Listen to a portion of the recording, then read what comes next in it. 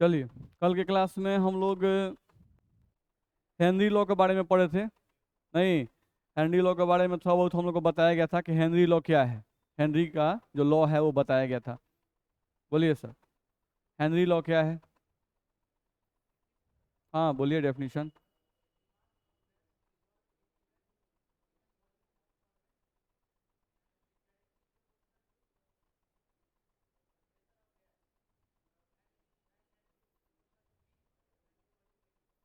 सही है। नहीं, और जो नया डेफिनेशन आया था उसी को चेंज करके वो क्या था?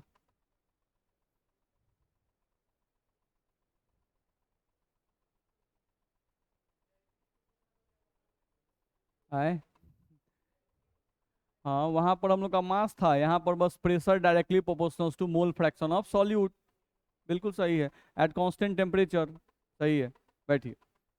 चलिए सर, बताइए। आपसे पूछा जाए, हम लोग केज के कैरेक्टरिस्टिक्स के बारे में बताए थे। नहीं, कैरेक्टरिस्टिक्स ऑफ केज के बारे में हम लोग बताए थे, थोड़ा बताइएगा।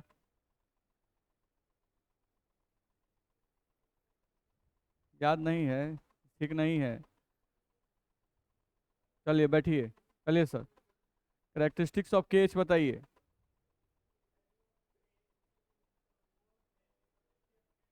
आए,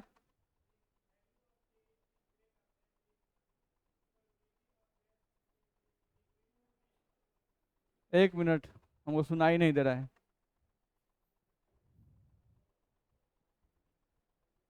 बोलिए।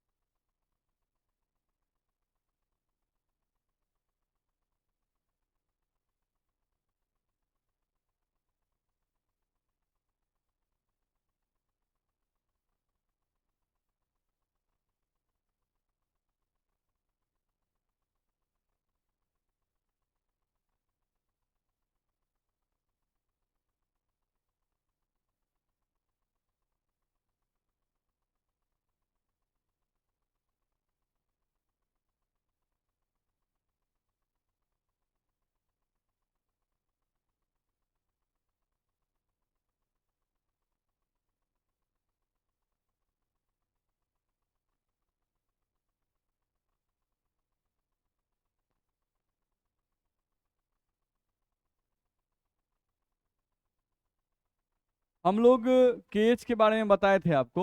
तो केज बड़ा सिंपल सा चीज है। नहीं, केज जैसे पहले यहाँ पर क्या बोला गया, P इज इक्वल्स टू केज into mole fraction of solute, यही है। तो P प्रेशर है। कौन सा प्रेशर है? P जो है ये कौन सा प्रेशर है? जो गैस पर हम लोग प्रेशर लगाते हैं उसको P से रिप्रेजेंट करते हैं। और केज जो है वो एक्चुअली क्या है? गैस जो है वो पिस्टन पे प्रेशर लगाता है। नहीं, क्योंकि गैस की ताकत ज्यादा होती है। जब आप गैस को दबाइएगा तो गैस भी तो धक्का मारेगा ना। नहीं, तो जो गैस धक्का मारता है पिस्टन पर, बर्तन के वाल पर, वो क्या है? केज है। ध्यान रखना है। नहीं, तो अलग अलग गैसेस के केज का मान क्या होता है? अलग अलग। Different gases have different value of KH. Simple सी बात है। नहीं, चलो फिर क्या समझ में आया? अच्छा, जिस गैस के केज का मान ज्यादा उस गैस की एनर्जी ज्यादा। नहीं, तो इसका मतलब हुआ जिस गैस की एनर्जी ज्यादा होगी उस गैस की सॉल्युबिलिटी क्या होगी? कम होगी। नहीं, यानी the gas which have high value of KH is less soluble in solvent. बस में आ रहा है? अच्छा, फिर सोचते हैं, अच्छा टेम्परेचर बढ़ाने पर गैस की ताकत बढ़ती है कि घटती है? बढ़ती है। अच्छा, यानी greater the value of temperature higher will be the value of KH, and higher will be the value of KH lesser is the solubility of the solute in liquid. मेरी बात समझ में आ रही? नहीं, तो सिंपल सा 2-3 पॉइंट है, उसको बस ध्यान रखना है हम लोग को। ठीक है, जो इंपॉर्टेंट पॉइंट है वो आपको ध्यान में होना चाहिए। चलिए, तो कल के क्लास में हम लोग कैरेक्टरिस्टिक्स ऑफ केज पढ़े थे, साथ साथ हम लोग पढ़े थे लिमिटेशन ऑफ केज, नहीं, या लिमिटेशन ऑफ हेनरी लॉ, नहीं, तो चलिए बताइए तो हेनरी लॉ का लिमिटेशन क्या था? बिल्कुल, बिल्कुल सही है। एक और था, it does not undergo association और डिसोसिएशन। बस, नहीं, बैठिए। चलिए, तो हम लोग 3 टॉपिक यहाँ से हम लोग देखे थे कि किन किन केसेस में हेनरी लॉ लागू नहीं होता है। नहीं, तो हम लोग को बताया गया था कि जो गैस होना चाहिए वो आइडियल गैस होना चाहिए, नहीं, गैस जो होना चाहिए वो आइडियल गैस होना चाहिए। फिर हम ये भी बताए थे क्या कोई भी गैस को हम आइडियल गैस में कन्वर्ट कर सकते हैं, तो हाँ, कन्वर्ट कर सकते हैं। वो डिपेंड करता है कि अलग अलग गैस को हम लोग एक कांस्टेंट, एक खास टेम्परेचर पे लाएंगे और एक खास प्रेशर पे अगर लाते हैं तो गैस जो है वो आइडियल गैस की तरह बिहेवियर शो करने लगता है। हाँ, किसी भी टेम्परेचर पे आप कहिए क्या किसी भी टेम्परेचर पर गैस आइडियल गैस बिहेवियर तो शो करता है? नहीं, ये पॉसिबल नहीं है। आपको सिचुएशन, कंडीशन वैसा डेवलप करना पड़ेगा, तब वो गैस आइडियल गैस की तरह बिहेवियर दिखाएगा, और नहीं तो नहीं दिखाएगा। ठीक है, तो पीछे वाला थोड़ा रिवीजन रखेंगे ना तो आगे वाला बात समझ में आएगा। पीछे वाले में जो दिक्कत होती है उसको फिर अगले क्लास में पूछते हैं, ध्यान रखना है। नहीं, तो ये सब चीज कंफ्यूजन दूर कीजिए, नहीं याद करेंगे ना तो कब याद कीजिएगा? अभी पूरा देखिए, जो भी चीज पढ़ाई हो रहा है उसको लिख लीजिए, ढंग से पूरा याद कर जाइए, एकदम कॉन्फिडेंटली जैसे लिखवाया गया एकदम वैसे बोलने का आदत डाल दीजिए। नहीं, दोबारा आप जब रिवीजन कीजिएगा ना आपको समय कम लगेगा, ध्यान रखिएगा। अभी आप नहीं रिवाइज कीजिएगा, बाद में फिर आपको इससे 4 गुना ज्यादा समय लगेगा, एकदम बता रहे हैं पर्सनली, ध्यान रखिएगा। बाद में आपको बहुत सारी बातें समझ में ही नहीं आएंगी, आपको दिक्कत होगा समझने में, बाद में आपको याद करने में दिक्कत होगा। अभी उसको पूरा ताकत ला के याद कर जाइए जहां दिक्कत है। और याद जब भी कीजिए तो प्लीज याद करके लिखिए जरूर, एक बार याद करके कम से कम एक बार लिखिए जरूर, रफ कॉपी एक रखिए मोटा सा, नहीं, जो भी चीज याद कर रहे हैं उसको एक बार लिखिए, लिखिएगा, उससे आपका हैबिट बढ़ेगा। पास में आ रहा है ना, उससे कॉन्फिडेंस भी बढ़ता है। और क्लास में बोलने का आदत डालिए, पास में आ रहा है ना, क्लास में बोलने का आदत डालिए। अगर नहीं बोलते हैं, ये भी आपके लो कॉन्फिडेंस का ही निशानी है कि आपके पास कॉन्फिडेंस नहीं है, आप खड़ा होते हैं आप सब भूल जाते हैं, गलत तरीका है।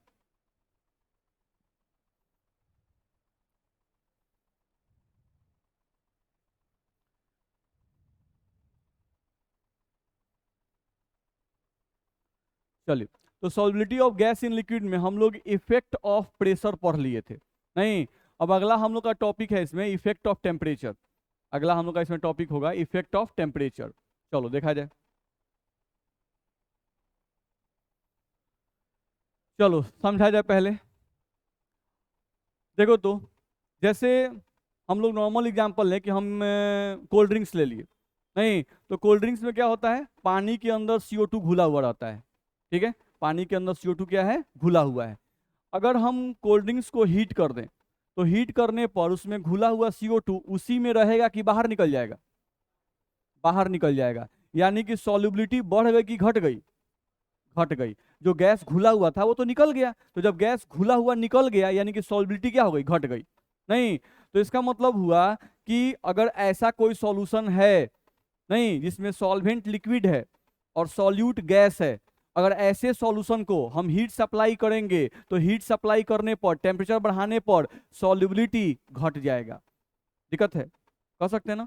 नहीं, तो हम लोग बोल सकते हैं कि on increasing temperature solubility of gas in liquid decreases. अगर हम टेम्परेचर बढ़ाएंगे, नहीं, तो गैस की सॉल्युबिलिटी जो लिक्विड में है वो क्या होगी, घट जाएगी, क्योंकि घुला हुआ गैस क्या होगा, बाहर निकल जाएगा। ठीक है, चलो ये बताओ कि किसी भी गैस को जो हम लिक्विड में घुलाते हैं तो क्या गैस अपने मर्जी से आसानी से इजीली क्या लिक्विड में घुल जाते हैं? नहीं, नहीं घुलते हैं। उसके लिए आपको प्रेशर अप्लाई करना पड़ता है। नहीं, आप जब प्रेशर अप्लाई करते हो तो गैस के जो पार्टिकल्स हैं वो आपस में कोलाइड करते हैं, टकराते हैं। अच्छा, जब पार्टिकल्स आपस में टकराएंगे तो टकराव के कारण एनर्जी बाहर निकलेगी, निकलेगी ना? नहीं, जब दो पार्टिकल्स आपस में टकराएंगे तो उनके टकराव कारण से एनर्जी क्या होगी, बाहर निकलेगी। नहीं, तो अगल बगल का सराउंडिंग क्या होगा, गर्म हो जाएगा। नहीं, अच्छा, यानी कि जो गैस पार्टिकल्स होते हैं जब कोलाइड करते हैं तो एनर्जी रिलीज करते हैं, क्या करते हैं, एनर्जी रिलीज करते हैं। तो इसका मतलब हुआ कि एनर्जी रिलीज करेंगे, एनर्जी निकालेंगे, तभी उनकी एनर्जी, अपनी एनर्जी उनकी कम होगी। जब उनकी अपनी एनर्जी कम होगी तो वो कमजोर होंगे, कमजोर होंगे तभी तो वो घुलेंगे। मेरी बात समझ में आ रही है ना? नहीं तो गैस पार्टिकल्स की एनर्जी को निकालना पड़ता है। इसका मतलब हुआ नहीं कि किसी भी गैस को अगर लिक्विड में घुलाते हैं तो ये प्रोसेस एक्सोथर्मिक प्रोसेस है। ये कैसा प्रोसेस है? एक्सोथर्मिक प्रोसेस है। तो याद करो ली चैटलियर प्रिंसिपल। ली चैटलियर ने कहा था कि अगर डिसोल्यूशन प्रोसेस एक्सोथर्मिक हो तो टेम्परेचर बढ़ाने पर सॉल्युबिलिटी घट जाती है। बात समझ में आ रहा है? तो कोई पूछता है कि why solubility of gas in liquid decreases on increasing temperature, यानी कि टेम्परेचर बढ़ाने पर गैस की सॉल्युबिलिटी लिक्विड में घट जाती है, क्यों? तो आप कैसे आंसर देंगे? आप बोलेंगे कि dissolution of gas in liquid is an exothermic process, is an exothermic process.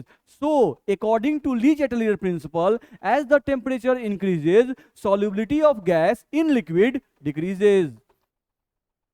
ये सब बुझा रहा है? अब बहुत लोग हैं कभी कभी आते हैं तो उनको और ज्यादा समझ में आ रहा होगा। बस में आ रहा है? चलिए, क्योंकि वो ली चैटलियर प्रिंसिपल खूब समझ रहे होंगे। देखा जाए तो लिखा हुआ है in general the gases which are easily, sorry ये हम लोग का दूसरा जाएगा, पहले इफेक्ट ऑफ टेम्परेचर हम लोग देख लें, इसके बाद इसके बैक आ जाएंगे हम लोग।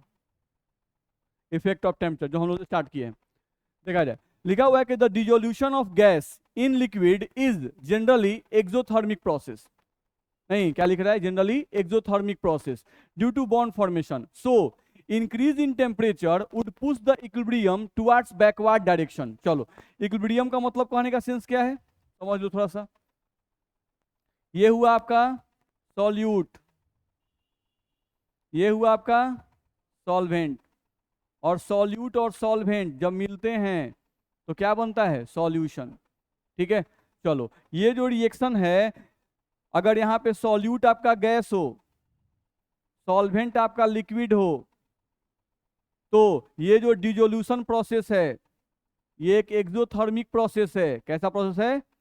एक्सोथर्मिक प्रोसेस है। और अगर ये एक्सोथर्मिक प्रोसेस है तो ली चैटलियर साहब कहते हैं, क्या कहते हैं वो कहते हैं कि अगर आप टेम्परेचर बढ़ाओगे, अगर आप टेम्परेचर बढ़ाओगे एक्सोथर्मिक प्रोसेस में तो सॉल्युबिलिटी घट जाएगा। सॉल्युबिलिटी जो होगा वो क्या हो जाएगा? घट जाएगा, क्योंकि टेम्परेचर बढ़ाने पर रिएक्शन बैकवर्ड डायरेक्शन में जाने लगेगा, यानी जो सॉल्यूशन था वो फिर सॉल्वेंट और सॉल्यूट में अलग अलग होने लगेगा, यानी कि सॉल्यूट अलग हो जाएगा, सॉल्वेंट अलग हो जाएगा। कैसे? जैसे कोल्ड ड्रिंक्स में CO2 घुला हुआ है तो सॉल्यूशन है, हीट किए गैस अलग नहीं, और आपका सॉल्वेंट क्या हुआ? अलग। मेरी बात समझ में आ रही है? तो सिंपल है, अब पढ़िए इसको समझ में आएगा। The dissolution of gas in liquid, तो डिसोल्यूशन का मतलब घुलाना नहीं, ध्यान रखना है। तो the dissolution of gas in liquid is generally exothermic process due to bond formation, क्योंकि यहाँ पर लिक्विड और सॉल्यूट के बीच में बॉन्ड का फॉर्मेशन करवाना पड़ता है आपको प्रेशर अप्लाई करके, इसीलिए एक्सोथर्मिक प्रोसेस है। सो increase in temperature would push the equilibrium towards backward direction, यानी अगर इस केस में आप टेम्परेचर बढ़ाइएगा तो इक्विलिब्रियम बैकवर्ड डायरेक्शन में आएगा। इसको बोलते हैं फॉरवर्ड डायरेक्शन, इसको बोलेंगे बैकवर्ड डायरेक्शन। तो इक्विलिब्रियम बैकवर्ड डायरेक्शन में आएगा, यानी कि सॉल्यूशन टूट जाएगा, सॉल्यूट अलग सॉल्वेंट अलग, ध्यान रखना है। Hence, solubility decreases according to Lee Chatelier principle. किसी को कहीं दिक्कत है तो पूछिए, आगे बढ़ सकते हैं। चलिए, अब इसमें कुछ एक्सेप्शंस भी दिए गए हैं। नहीं, हम लोग का कुछ एक्सेप्शंस है। क्या लिख रहा है उसके बारे में? अपवाद क्या है भाई? देखा जाए, लिख रहा है कि the solubility of some sparingly soluble gases such as hydrogen or inert gases increases slightly with increase of temperature, especially in non-aqueous solvents such as hydrocarbon alcohol और acetone। ये बोल रहा है कि कुछ जनरली एक्सोथर्मिक जो प्रोसेस होता है तो टेम्परेचर बढ़ाने पर सॉल्युबिलिटी क्या होता है? घटता है। नहीं, लेकिन एक्सेप्शंस भी हैं। नहीं, किसमें एक्सेप्शन है भाई? तो देखो, तो हम लोगों का हाइड्रोजन गैस तुम ले लो, और कौन गैस ले लो? इनर्ट गैसेस ले लो। नहीं, तो हाइड्रोजन गैस और इनर्ट गैस को जब तुम नॉन पोलर सॉल्वेंट में घुलाते हो तो शुरू में तुमको पहले घुलाने के लिए वहां टेम्परेचर देना पड़ता है। वहां क्या करना पड़ता है? टेम्परेचर तुमको देना पड़ता है, तब वो सॉल्युबल होते हैं। नहीं, तो कौन कौन हो गए? हाइड्रोजन गैस और इनर्ट गैस है, जैसे हीलियम गैस, नियॉन गैस। नहीं, तो इनकी सॉल्युबिलिटी बहुत कम होती है। इनको घुलाने के लिए शुरू में आपको टेम्परेचर देना पड़ता है, तब ये सॉल्युबल होते हैं, ध्यान रखना है। ठीक है, तो ऐसा नहीं है कि आप कोई भी गैस के केस में कह दो कि सर हर गैस में क्या अगर हम टेम्परेचर देंगे तो सॉल्युबिलिटी घट ही जाएगा। नहीं, H2 गैस और इनर्ट गैस के केस में शुरू में सॉल्युबिलिटी बढ़ाने के लिए आपको टेम्परेचर देना पड़ता है, दिक्कत है। लेकिन मैक्सिमम केस में ये बात सही है। ठीक है, चलो, तो यहां से हम लोग को समझ में आ गया इफेक्ट ऑफ टेम्परेचर। नहीं, तो कोई भी पूछता है कि इफेक्ट ऑफ टेम्परेचर क्या है तो बता सकते हैं ना। चलिए आगे बढ़िए।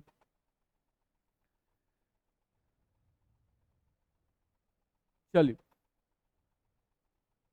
देखा जाए, अब थोड़ा सा बैक आ जाए। हम लोग को देखा जाए तो नेचर ऑफ गैस, नहीं तो ये तो हम लोग पहले से भी जानते हैं, फिर भी एनसीईआरटी में लाइन कुछ लिखा हुआ है उसके बारे में, तो हम लोग पढ़ लेते हैं एक बार।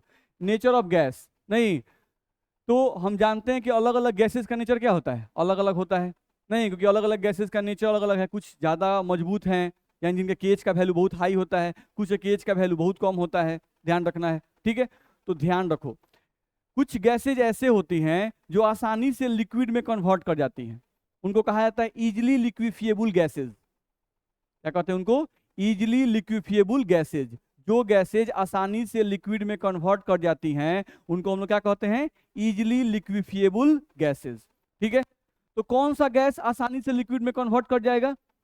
जिस गैस के केएच का मान कम होगा, क्योंकि जिस गैस के केएच का मान कम वो गैस कमजोर, और जो गैस कमजोर नहीं वो आसानी से लिक्विड में कन्वर्ट कर जाएगा और लिक्विड में सॉल्युबल हो जाएगा। बस मेरा गैस को लिक्विड में घुलाना है तो गैस को भी लिक्विड में बदलना पड़ेगा। बस मेरा ना, गैस है आपका, तो गैस को अगर किसी लिक्विड में घुलाना है, जैसे CO2 गैस को अगर आप चाहते हैं कि CO2 गैस हमारा पानी में घुल जाए तो आपको CO2 गैस को भी लिक्विड फॉर्म में कन्वर्ट करना पड़ेगा। नहीं, by applying pressure, by decreasing the temperature.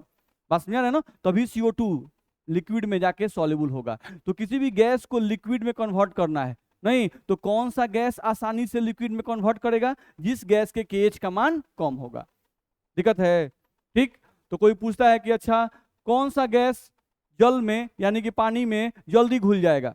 नहीं, तो हम बोलेंगे जिस गैस के केएच का मान कम होगा वह गैस इजिली लिक्विफिएबल होगा, और जो गैस इजिली लिक्विफिएबल होगा वही पानी में जल्दी घुल जाएगा।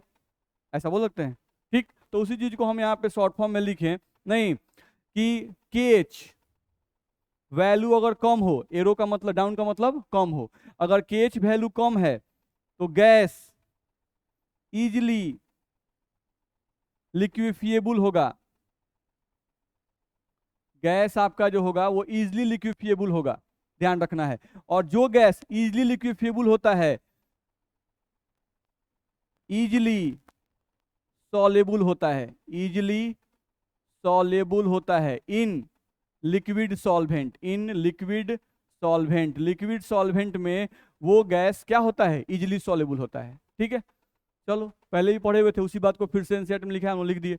लिखा हुआ है in general the gases which are easily liquefiable are relatively more soluble in common solvent like water.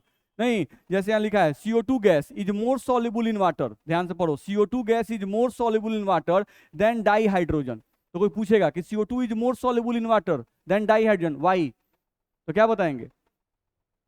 यहाँ कोई पूछता है कि CO2 ज्यादा सॉल्युबल है, डाई हाइड्रोजन कम सॉल्युबल है, तो CO2 पानी में ज्यादा सॉल्युबल क्यों है? तो क्या रीजन बताइएगा? हाँ, CO2 जो है इसके केएच का वैल्यू कम होता है, ये इजिली लिक्विफिएबल गैस है। नहीं, डाई हाइड्रोजन, डाई हाइड्रोजन का मतलब क्या है? H2 gas. H2 गैस जो है इसका केएच का मान ज्यादा होता है, ये इजिली लिक्विफिएबल नहीं होता है, इसलिए ये जल में यानी कि पानी में जल्दी हम लोग का आसानी से सॉल्युबल नहीं होगा। ठीक है, चलो यहां लिख रहा है कि the gases which are capable of undergoing chemical reaction. नहीं, कुछ गैसेज ऐसे हैं जो पानी में जाकर पानी के साथ केमिकल रिएक्शन करने लगते हैं। नहीं, तो वो गैसेज जो होंगे वो भी इजीली सॉल्युबल होंगे। हाँ, ये जरूर है कि इन पर हेनरी लॉ लागू नहीं होगा, इन पर हेनरी लॉ लागू नहीं होगा, लेकिन ये है कि कौन ज्यादा सॉल्युबल होगा, कौन सा गैस पानी में ज्यादा सॉल्युबल होगा। नहीं, तो एक तो बताया गया पहला कि जिसके केएच का मान कम होगा, दूसरा हम लोग क्या बताया गया कि जो गैस पानी के साथ जाके रिएक्शन करने लगे वो गैस पानी में ज्यादा सॉल्युबल होते हैं, ठीक है, तो वही लिखा हुआ है the gases which are capable of undergoing chemical reaction with water are relatively more soluble in water. नहीं, जैसे Cl गैस हम लिए, वाटर में इसको डाले तो ये रिएक्शन कर लिया H3O+ और Cl-, या डिसोसिएट कर जाता है H+ और Cl- में, ठीक।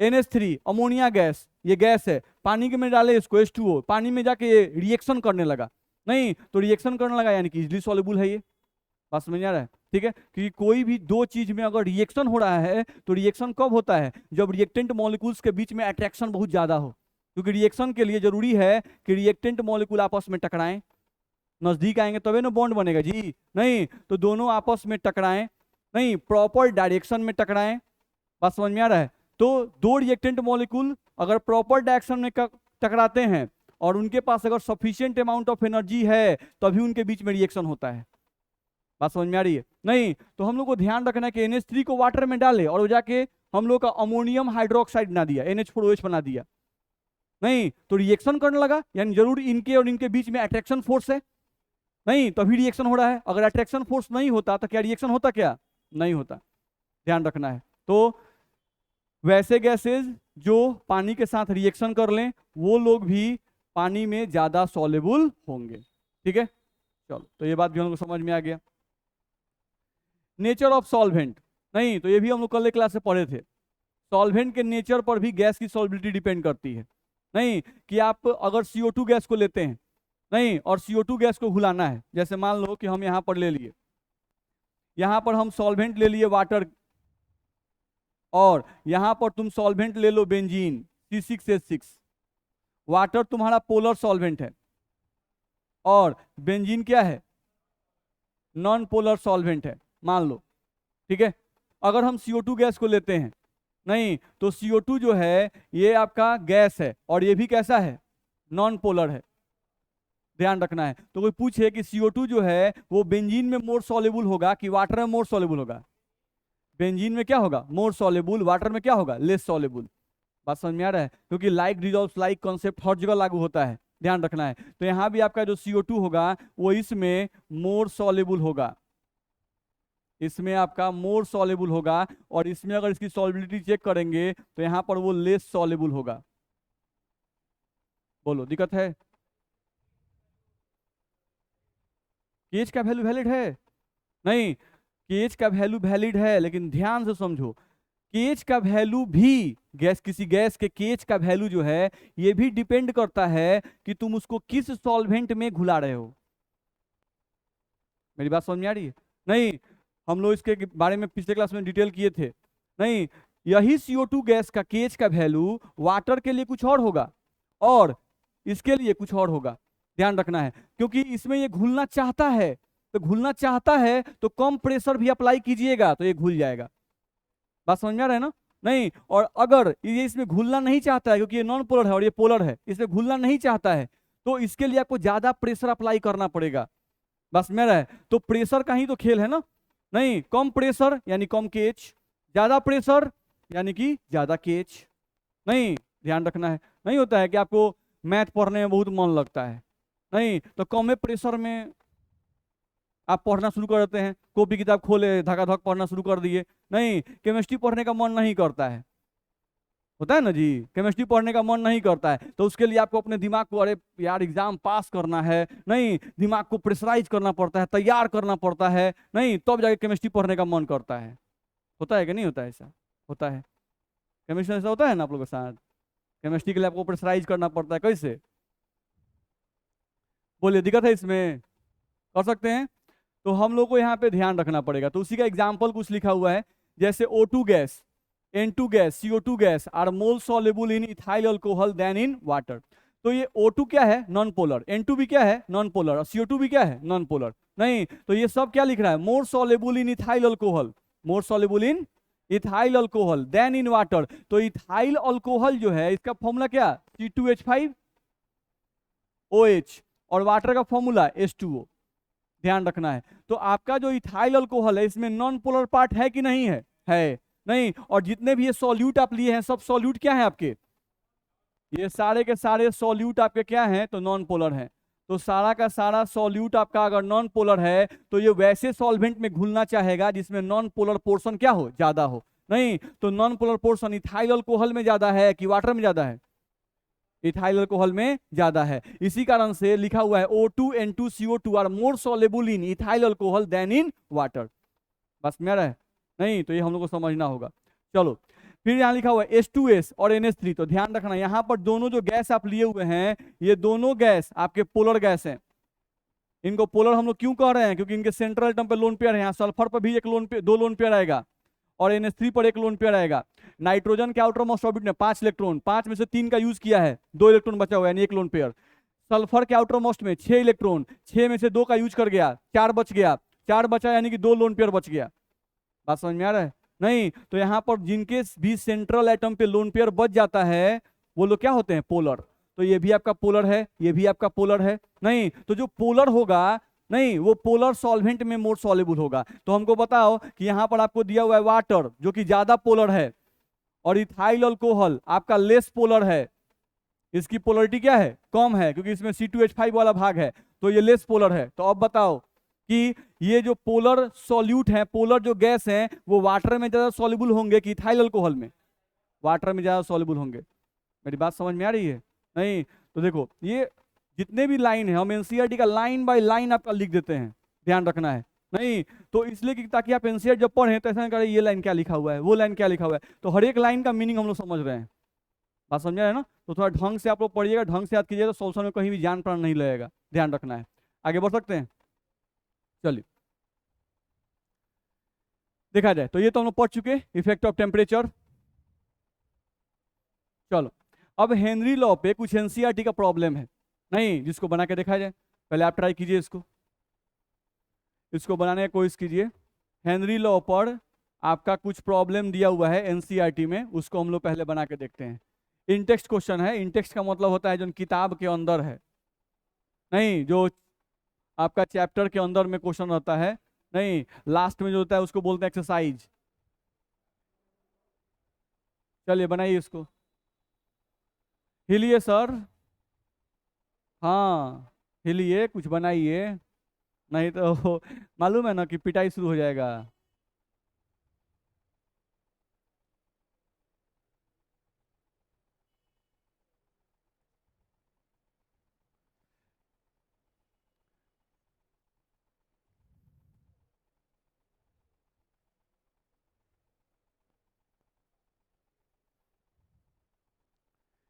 देखिए फिजिक्स केमिस्ट्री मैथ कहीं पढ़ते हैं ना, आप रेगुलर क्लास कीजिए, नहीं तो हर जगह जगह से कमजोर हो जाइएगा, ये ध्यान रखिएगा।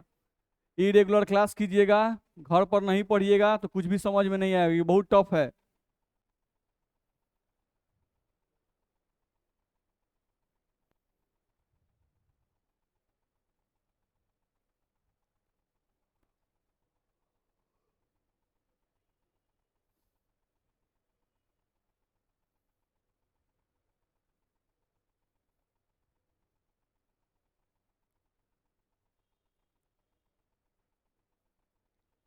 अब बुझाइए नहीं रहा है, नहीं क्वेश्चन में कुछ है नहीं, लेकिन बोलिए।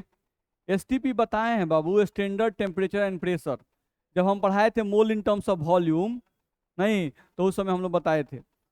चलिए देखा जाए, इफ सॉल्युबिलिटी ऑफ H2S, क्या लिखा हुआ है, सॉल्युबिलिटी।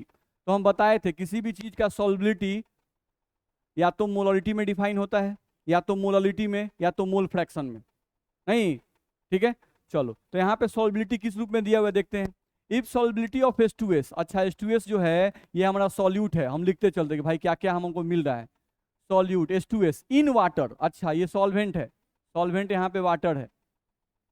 एट STP, अच्छा STP हम लोग पढ़े थे जब मोल इन टर्म्स ऑफ वॉल्यूम पढ़ाए थे, तो इसका मतलब बताए थे स्टैंडर्ड टेम्परेचर एंड प्रेशर, ये हम लोग पढ़ाए थे। यहाँ ये भी बताए थे कि स्टैंडर्ड प्रेशर जो होता है इसका वैल्यू 1 atm होता है, कितना होता है 1 atm, और स्टैंडर्ड टेम्परेचर का वैल्यू 0 डिग्री सेल्सियस होता है या 273 केल्विन होता है, ठीक है। चलो आगे बढ़ते हैं। तो लिखा हुआ है, फिर से पढ़ते, if solubility of H2S in water at STP is 0.195 m। अच्छा, सॉल्युबिलिटी दिया है मोलालिटी में, यानी हमको मोलालिटी का वैल्यू दे दिया है 0.195। बस में रहा है, ये मास नहीं है, मास है तो ग्राम देगा ना भाई, 0.195 ग्राम। बस में आ रहा है ना। चलो, तो हमको मोलालिटी दे दिया 0.195, ठीक है। अच्छा, इस 0.195 को थोड़ा आसान बनाने के लिए हम लोग 0.2 मान ले, क्या दिक्कत है? 0.19 है, लगभग 0.2 मान लेते हैं ताकि कैलकुलेशन आसान हो जाए, ठीक है। चलो, तो मोलालिटी का वैल्यू कितना दिया हुआ है? 0.2, ठीक है। अब चलो निकालना क्या है, कैलकुलेट हेनरी लॉ कांस्टेंट, यानी हेनरी लॉ कांस्टेंट का मतलब केएच। हमको निकालना क्या है? केएच का मान, यही निकालना है ना? नहीं, अच्छा तो सोचते, अच्छा according to Henry law, according to Henry's law, Henry law के अनुसार अगर हम सोचे कि क्या फॉर्मूला पढ़े हैं लोग, तो हम लोग को बताया गया है P बराबर के एच, नहीं, और यहां पे लिखा गया था X, और यहां पर गैस, यही ना है? इतना में दिक्कत है? ये फॉर्मूला पढ़े हैं? नहीं, अच्छा P, अच्छा STP दिया है, यानी प्रेशर का वैल्यू पता है 1 atm, नहीं, चलो भाई P का तो वैल्यू पता है 1 atm, ठीक है। चलो केएच का वैल्यू तो निकालना है, मोल फ्रैक्शन ऑफ गैस चाहिए, नहीं, और क्वेश्चन में दिया हुआ कौन सी है? मोलालिटी, नहीं, अच्छा मोलालिटी अगर दिया रहे और मोल फ्रैक्शन अगर निकालना हो, नहीं, और अगर सॉल्वेंट वाटर हो, तो एक फॉर्मूला सर बताए थे, मोल फ्रैक्शन ऑफ सॉल्यूट बराबर मोलालिटी बटा मोलालिटी प्लस 55.5, नहीं, तो अगर हम लोग को मोल फ्रैक्शन ऑफ गैस निकालना है, तो मोल फ्रैक्शन ऑफ गैस निकालने के लिए मोलालिटी का वैल्यू हम लोग लगभग 0.2 मान लिए हैं, 0.2 मान लिए हैं, और 55.5 मान लिए हैं, नहीं, तो मोल फ्रैक्शन ऑफ गैस अगर हम लिखते तो यहाँ पे 0.2 डिवाइडेड बाई कितना हो जाएगा? 55.7 ना, दिक्कत है? लिख सकते हैं। अब इसको सॉल्व करके क्या हम लोग मोल फ्रैक्शन का मान नहीं निकाल सकते हैं? निकाल सकते हैं। अगर मोल फ्रैक्शन का मान निकाल सकते हैं तो उस मान को यहाँ पुट भी कर सकते हैं, नहीं, प्रेशर का वैल्यू पता है 1 atm, नहीं, तो क्या केएच का वैल्यू नहीं निकलेगा? प्लीज दिमाग डेवलप कीजिए, बहुत रिक्वेस्ट कर रहे हैं, ये सब इजी क्वेश्चन है, ध्यान रखिएगा। हिंदी मीडियम क्लास कर किए थे ना कुछ दिन, देखते हैं ना कैसे बनाता है क्वेश्चन सब, नहीं उसको इससे सब क्वेश्चन सबको नहीं लगता है, दीजिएगा फटाक दे, उसमें से 10, कम से कम 10-15 बच्चा ऐसा है एकदम फटाक फटाक क्वेश्चन दीजिए, वो आंसर बोलता चला जाएगा धर धर, समझ में आता है? बहुत डिफरेंस है, आप लोग थोड़ा सा स्ट्रेंथ बढ़ाइए तो बड़ा दिक्कत होगा। मीडियम का फर्क है लेकिन बहुत ज़्यादा अंतर है। देख लीजिए इस क्वेश्चन में कहीं भी कोई दिक्कत तो बोलिए, अगर कोई बात नहीं समझ में आ रही हो तो पूछिए।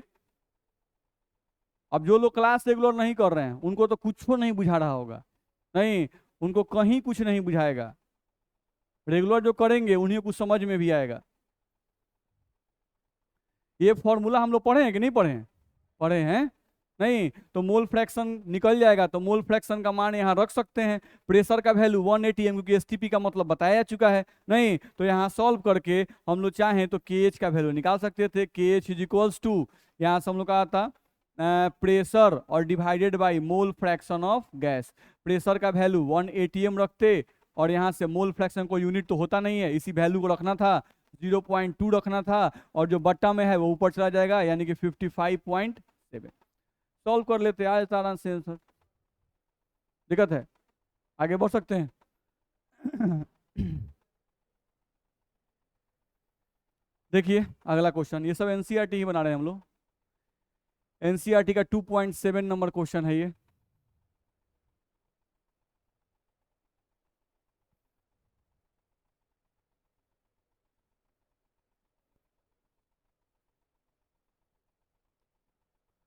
देखिए जो दिया हुआ है ना, बस उसको पहले लिखिए कि क्या क्या दिया हुआ है, क्या फॉर्मूला है, और थोड़ा सोचिएगा बन जाएगा, उतना ज्यादा क्वेश्चन पढ़ के तुरंत उसमें थी मत होइए। जैसे Henry law constant for CO2 in water, अच्छा हेनरी लॉ कांस्टेंट का मान दिया है, यानी केएच का मान दिया है, तो सबसे पहले केएच का वैल्यू दिया है वो पहले लिख लीजिए, पास्कल में दिया है वो लिख लीजिए, फिर बोल रहा है calculate the quantity of CO2 in 500 millilitre soda water. अच्छा, वाटर का वैल्यू भी दे दिया है, कितना, 500 मिलीलीटर, नहीं वॉल्यूम दे दिया हुआ है। फिर when packed under 2.5 ATM CO2। अच्छा, यानी जो जब पानी में CO2 को डाला गया है तो CO2 पर प्रेशर कितना लगाया गया है, 2.5 ATM। अच्छा, तो प्रेशर का मान ये दिया है, नहीं हम लोग को वॉल्यूम एक दिया हुआ है, नहीं और केस दिया हुआ है। अब पढ़ते हैं क्वेश्चन को, तो ट्राई कीजिए, बनेगा।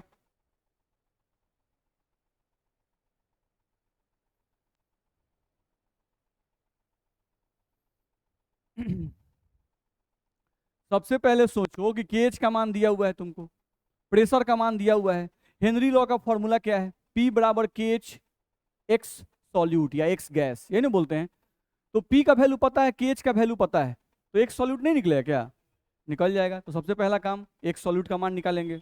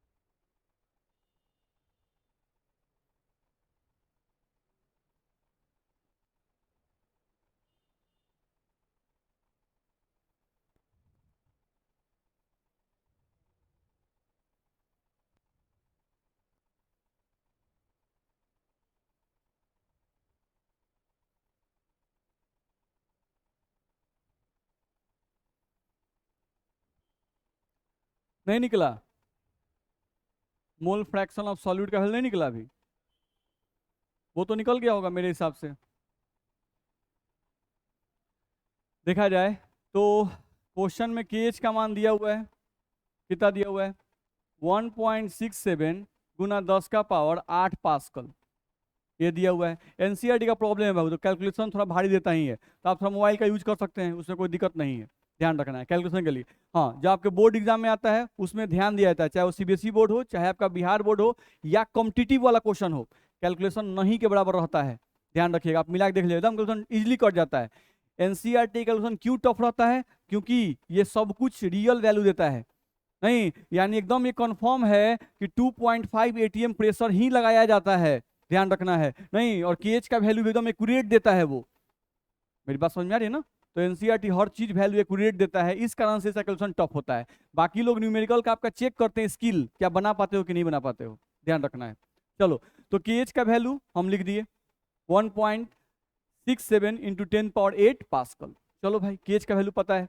दूसरा क्या पता है, Henry law constant, to calculate the quantity of CO2 in 500 millilitre soda water. अच्छा, हम लोग को दिया हुआ है volume of soda water,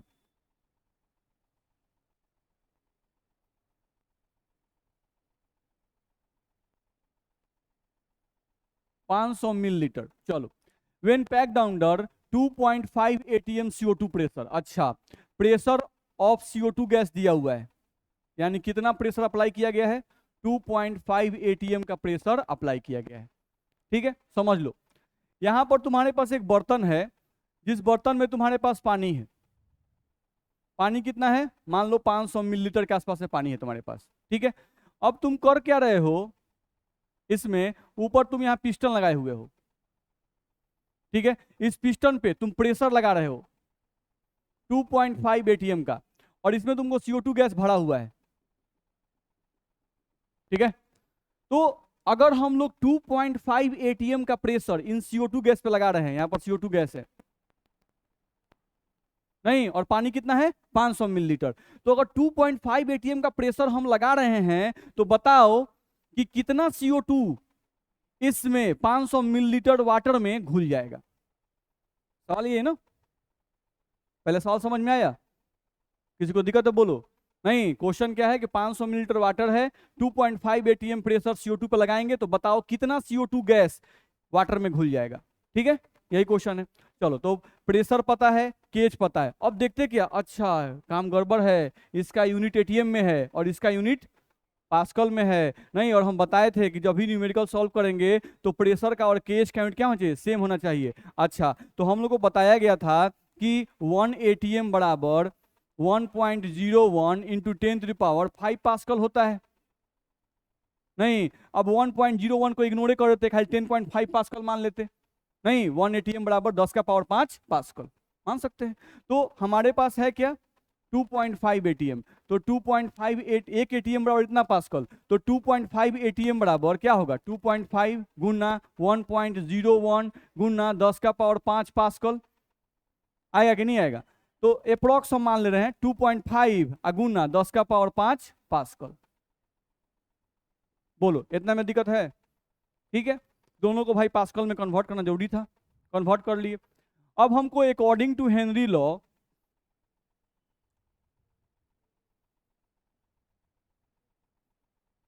Henry law के अनुसार हम लोग के पास फॉर्मूला है P बराबर KH x CO2, है ना?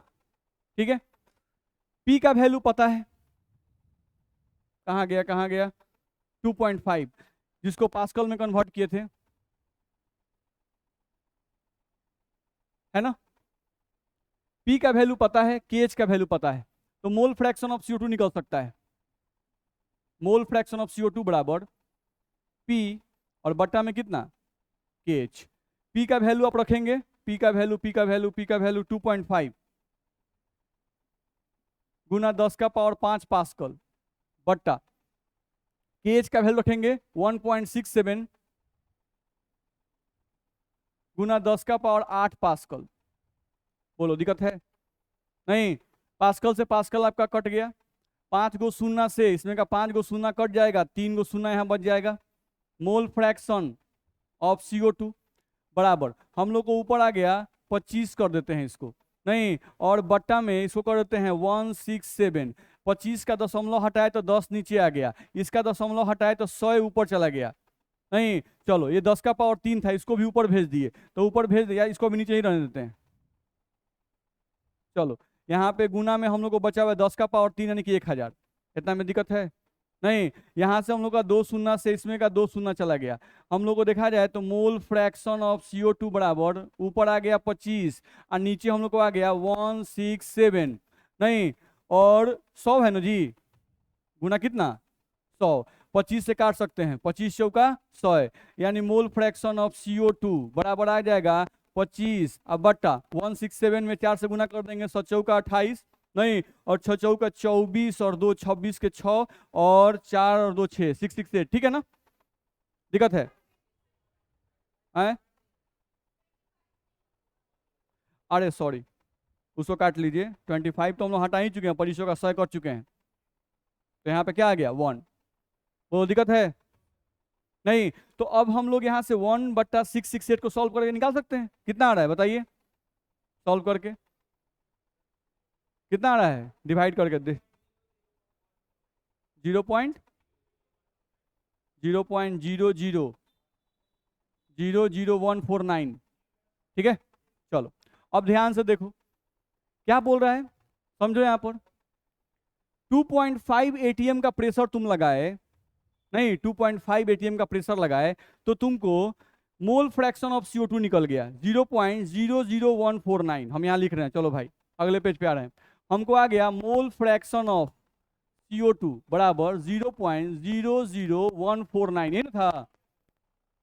अच्छा, मोल फ्रैक्शन ऑफ CO2 आ गया, तो मोल फ्रैक्शन का मतलब क्या होता है, मोल फ्रैक्शन का मतलब होता है अगर किसी का मोल फ्रैक्शन 0.5 आ गया, नहीं 0.5, तो हम कहते हैं अच्छा इसका मतलब कि 1 मोल सॉल्यूशन में 0.5 मोल सॉल्यूट प्रेजेंट है, कहते हैं ना? नहीं, तो अगर मोल फ्रैक्शन ऑफ CO2 हम लोग को इतना आ गया तो इसका मतलब हुआ that is in 1 mole solution, in 1 mole solution कितना CO2 प्रेजेंट है, 0.00149, नहीं, मोल CO2 गैस इज प्रेजेंट। इस चीज को हम ऐसे लिखे तो दिक्कत है क्या किसी को? मोल फ्रैक्शन ऑफ CO2 का वैल्यू आ गया। नहीं, उसको हम लिख दिए कि भाई मोल फ्रैक्शन, तो मोल फ्रैक्शन का मतलब होता है कि 1 मोल में कितना मोल। नहीं, तो 1 मोल सॉल्यूशन में इतना मोल CO2 प्रेजेंट है, ध्यान रखना है। ये हम लोग लिख दिए। अब देखो तो यहाँ जो CO2 का हम लोग अमाउंट निकाले हैं, ये अमाउंट बहुत ज्यादा है कि बहुत कम है? बहुत कम है। नहीं, कोई बोले कि अगर हम लोग इसको अगर हमको सॉल्वेंट का अमाउंट निकालना है, थोड़ा देखो तो, सॉल्वेंट बराबर निकालना है, तो सॉल्वेंट का मतलब क्या होता है? Solution minus solute. अच्छा ये बताओ, सॉल्यूशन तुम्हारा कितना मोल है? 1 मोल सॉल्यूशन, तो 1 रखते। सॉल्वेंट कितना है? 0.00149, तो ये अप्रोक्सीमेटली 1 ही नहीं आएगा, लगभग नहीं 0.99 के आसपास में आएगा, तो लगभग उसको 1 ही मान लिए, क्योंकि ये सॉल्यूट जो है सॉल्वेंट के रिस्पेक्ट में, सॉरी सॉल्यूशन के रिस्पेक्ट में जो सॉल्यूट है वो बहुत कम है, तो हम इसको अप्रोक्सीमेटली क्या मान लिए? 1। इतना में दिक्कत? चलो, तो ये समझाने के लिए उन्होंने बताया कि आपका जो सॉल्यूट का अमाउंट है वो बहुत कम है। ठीक है, चलो फिर से आते हैं। हम लोग को प्रेशर का मान दिया था ATM में, उसको हम लोग क्या चीज बदल दिए? पास्कल में। KH का मान पास्कल में ही दिया था। हेनरी का फॉर्मूला हम लोग को पता था, P बराबर KH x solute. X solute का मान निकाले P बटा KH करके, P बटा KH जब किए तो मोल फ्रैक्शन ऑफ CO2 हम लोग को निकल गया। कोई दिक्कत है? नहीं है। मोल फ्रैक्शन का वैल्यू बहुत कम आया। नहीं, हाँ ऐसा आता 0.2, 0.3, तो उस मान को इग्नोर नहीं कर सकते थे, लेकिन यहाँ पर वैल्यू क्या है? बहुत कम है। तो अगर वैल्यू बहुत कम है तो इसका मतलब हुआ कि उसको इग्नोर कर सकते हैं। ठीक है, चलो अब यहाँ पे आओ तो एक फॉर्मूला तुम पढ़े हुए हो, मोल फ्रैक्शन ऑफ सॉल्यूट का। हम लोग ऐसा पढ़ते हैं क्या? मोल ऑफ सॉल्यूट बटा mole of solute plus mole of solvent. ऐसा नहीं पढ़े हुए हैं? पढ़े हुए हैं? नहीं, चलो हम आपको पहले भी एक चीज और बताए हुए थे, अगर आपको याद हो तो ध्यान समझो। 1000 मिलीलीटर अगर वाटर दिया हुआ है तो 1000 मिलीलीटर वाटर बराबर कितना मोल होता है? 55.5 पढ़ा चुके हैं। 55.5 मोल होता है। 1000 मिलीलीटर वाटर बराबर कितना होता है? 55.5 हम लोग का मोल होता है। चलो, तो अगर 1 मिलीलीटर वाटर रहे तो 1 मिलीलीटर वाटर बराबर 55.5, अब बट्टा में कितना? 1000। अच्छा, हमारे पास वाटर कितना है? 500 मिलीलीटर वाटर है, तो 500 मिलीलीटर वाटर को मोल में बदल दो, कितना आ जाएगा? 55.5 बट्टा में 1000 गुना में 500, काट दिए 2, यानी 55.5 अब बट्टा में, सॉरी 55.5 अब बट्टा में 2, डिवाइड करो कितना आ रहा है? 7.5,